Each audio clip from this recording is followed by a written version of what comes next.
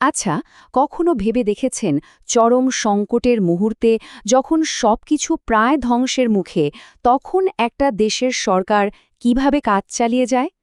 আজ আমরা আকাশের বুকে ভাসমান ঠিক এমনই এক রহস্যময় দুর্গের কথা জানব। এর নাম ডুমসডে প্লেন। চলুন এই অসাধারণ উড়ন্ত কমান্ড পোস্টগুলোর ভেতরে কি আছে তা একটু গভীরে গিয়ে দেখা যাক। ভাবুন তো একবার, যদি কোনো বড় জাতীয় বিপর্যয়ে দেশের সব কমান্ড সেন্টার, যোগাযোগের ব্যবস্থা সব কিছু ধ্বংস হয়ে যায়, তখন একটা সরকার কিভাবে নেতৃত্ব দেবে? ঠিক এই কৌশলগত চ্যালেঞ্জের উত্তর হিসেবেই কিন্তু এই বিশেষ বিমানগুলো তৈরি করা হয়েছিল।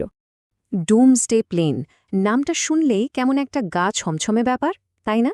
এটা আসলে এর একটা প্রচলিত নাম। এর অফিসিয়াল পরিচয় হল ন্যাশনাল এয়ারবর্ন অপারেশনস সেন্টার, বা সংক্ষেপে NAOC। সোজা কথায় এটা একটা উড়ন্ত দুর্গ, যা যে কোনো বড় সংকটের সময় দেশের শীর্ষ নেতাদের জন্য একটা দুর্ভেদ্য আশ্রয় আর কমান্ড সেন্টার হিসেবে কাজ করে। আজকের আলোচনায় আমরা এই বিমানগুলোর পেছনের পুরো গল্পটা জানব। মানে কেন এগুলো বানানো হলো, এর ভেতরে কি আছে, কিভাবে এটা যোগাযোগ রাখে, কারা এটা চালায়, আর এর ভবিষ্যৎই বা কী। চলুন শুরু করা যাক। এই বিমানগুলোর জন্ম কিন্তু শীতল যুদ্ধের ভয়াবহ এক আশঙ্কা থেকে। তখন একটা ভয় সবসময় কাজ করত, যাকে বলা হতো ডিক্যাপিটেশন স্ট্রাইক, মানে পারমাণবিক হামলা চালিয়ে দেশের পুরো নেতৃত্বকে একবারে শেষ করে দেওয়া। আর সেই চরম হুমকি মোকাবেলার জন্যই এমন একটা উড়ন্ত কমান্ড সেন্টারের দরকার পড়েছিল, যা যে কোনো আক্রমণ থেকে বাঁচতে পারবে।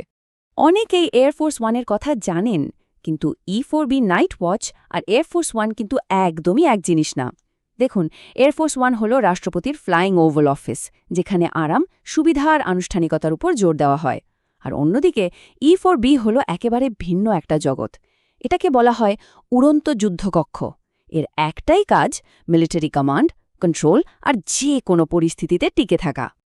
তো চলুন এবার এই উড়ন্ত দুর্গের ভেতরে ঢুকে দেখা যাক ঠিক কী ধরনের ইঞ্জিনিয়ারিং আর প্রযুক্তি ব্যবহার করা হয়েছে, যা একে সবচেয়ে ভয়ঙ্কর পরিস্থিতিতেও টিকে থাকার ক্ষমতা দেয়। আচ্ছা, এই বিমানগুলোকে কিন্তু একটা অদৃশ্য শত্রুর সাথে লড়াই করার জন্য বানানো হয়েছে, আর সেটা হলো ইলেকট্রোম্যাগনেটিক পালস বা EMP। পারমাণবিক বিস্ফোরণের পর যে প্রচণ্ড শক্তিশালী ইলেকট্রোম্যাগনেটিক তরঙ্গ তৈরি হয়, সেটা যে কোনো সাধারণ ইলেকট্রনিক সার্কিটকে এক মুহূর্তে পুড়িয়ে ফেলতে পারে। এই বিমানের সুরক্ষার রহস্য কিন্তু কোনো একটা প্রযুক্তিতে লুকিয়ে নেই, বরং এটা একটা মাল্টি লেয়ার্ড বা বহুস্তরীয় প্রতিরক্ষা ব্যবস্থা। পারমাণবিক বিস্ফোরণের তাপ আর বিকিরণ থেকে বাঁচার জন্য বিশেষ শিল্ডিং আছে। সমস্ত ইলেকট্রনিক্সকে EMP থেকে বাঁচানোর জন্য হার্ডেনিং করা হয়েছে। এমনকি আধুনিক ডিজিটাল যন্ত্রের বদলে ককপিটে এখনও পুরনো দিনের অ্যানালগ যন্ত্রপাতি ব্যবহার করা হয়, কারণ এগুলো EMP বা সাইবার অ্যাটাকে অনেক বেশি নিরাপদ। শুধু টিকে থাকলেই তো হবে না, তাই না? সবচেয়ে জরুরি হল যোগাযোগ রক্ষা করা। এখন আমরা দেখব কিভাবে এই বিমানটি দেশের পুরো সামরিক কাঠামোর সাথে একটা অবিচ্ছেদ্য যোগাযোগ ব্যবস্থা চালু রাখে। এই বিমানটার মাথায় যে একটা বিশাল কুঁজের মতো অংশ আছে, ওটাকে বলে রেডোম। আর এর ভেতরে কি আছে জানেন? প্রায় ৬৭টা আলাদা আলাদা স্যাটেলাইট ডিশ আর অ্যান্টেনা। ভাবা যায়, এই বিশাল অ্যারেটাই ওকে পৃথিবীর যে কোনো প্রান্তের সাথে যে কোনো পরিস্থিতিতে যোগাযোগ করতে সাহায্য করে। আচ্ছা, এখানে একটা ব্যাপার পরিষ্কার করা দরকার। আকাশে কিন্তু দুই ধরনের প্রধান কমান্ড পোস্ট আছে। E4B হল জাতীয় কমান্ড সেন্টার, মানে উড়ন্ত সদর দপ্তর, যেখান থেকে সব বাহিনীকে নির্দেশ দেওয়া হয়। আর অন্যদিকে E6B মার্কিউরি হল একটা স্ট্র্যাটেজিক কমিউনিকেশনস রিলে প্লেন। এর মূল কাজ হল পারমাণবিক সাবমেরিনের মতো গোপনীয় অ্যাসেটগুলোর সাথে যোগাযোগ স্থাপন করা। সমুদ্রের শত শত ফুট গভীরে থাকা সাবমেরিনের সাথে যোগাযোগ করা কিন্তু খুব কঠিন একটা কাজ। এর জন্য E6B বিমানগুলো একটা দারুণ কিন্তু পুরনো প্রযুক্তি ব্যবহার করে। ওরা আকাশ থেকে মাইলের পর মাইল লম্বা একটা তারের অ্যান্টেনা নিচে ঝুলিয়ে দেয়, আর এর মাধ্যমে খুব কম ফ্রিকোয়েন্সি সিগন্যাল পাঠায়, যা পানির গভীরেও পৌঁছাতে পারে। এই অসাধারণ প্রযুক্তির পেছনে কিন্তু রয়েছে একদল অত্যন্ত দক্ষ আর নিবেদিত প্রাণ মানুষ। চলুন এবার দেখি কিভাবে তারা এই অতি গুরুত্বপূর্ণ বিমানটিকে সপ্তাহের ৭ দিন ২৪ ঘন্টা প্রস্তুত রাখে। এই তথ্যটা শুনলেই বোঝা যায় এদের প্রস্তুতির লেভেলটা ঠিক কোথায়। ভাবুন ১৯৭৫ সাল থেকে আজ পর্যন্ত মানে প্রায় অর্ধ শতাব্দী ধরে অন্তত একটি E-4B বিমান সব সময় মানে দিনের ২৪ ঘণ্টা সপ্তাহের ৭ দিনই ওড়ার জন্য পুরোপুরি প্রস্তুত থাকে। এক মুহূর্তের জন্য এই অ্যালার্ট বন্ধ হয় না। তাহলে সংকটের মুহূর্তে ঠিক কী ঘটে?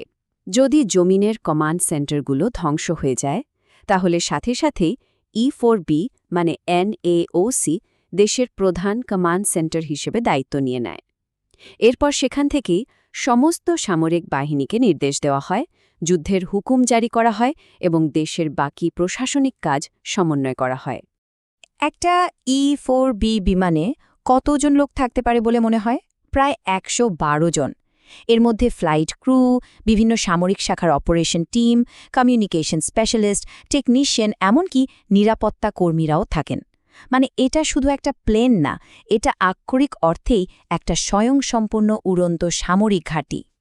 তো এই যে সরকারের ধারাবাহিকতা রক্ষা করা, এর জন্য ঠিক কত খরচ হতে পারে? শুনলে অবাক হবেন। এই E-4B বিমানটি চালাতে প্রতি ঘণ্টায় খরচ হয় প্রায় $১,৬০,০০০। হ্যাঁ, প্রতি ঘণ্টায়। এই বিপুল খরচের কারণে এটা মার্কিন এয়ারফোর্সের সবচেয়ে ব্যয়বহুল বিমান। আসলে এই বিপুল বিনিয়োগটাই হলো জাতীয় নিরাপত্তার এক ধরনের গ্যারান্টি।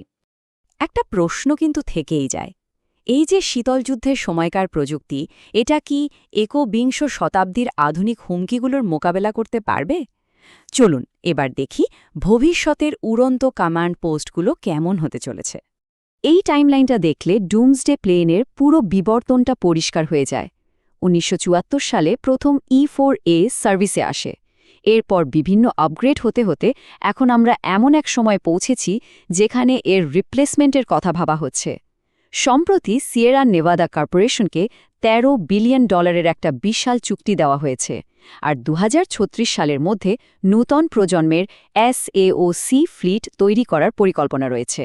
ভবিষ্যতের এই ডুমসডে প্লেন কেমন হবে তার কিছু তথ্য এখানে দেওয়া আছে। এর অফিসিয়াল নাম হবে সার্ভাইভেবল এয়ারবর্ন অপারেশন সেন্টার বা SAOC, আর এটা বানানো হবে বোয়িং ৭৪৭-৮ বিমানের উপর ভিত্তি করে। সিয়েরা নেভাদা কর্পোরেশন $১৩ বিলিয়ন চুক্তিতে এই বিমানগুলোকে পরবর্তী প্রজন্মের উড়ন্ত কমান্ড পোস্টে রূপান্তরিত করবে।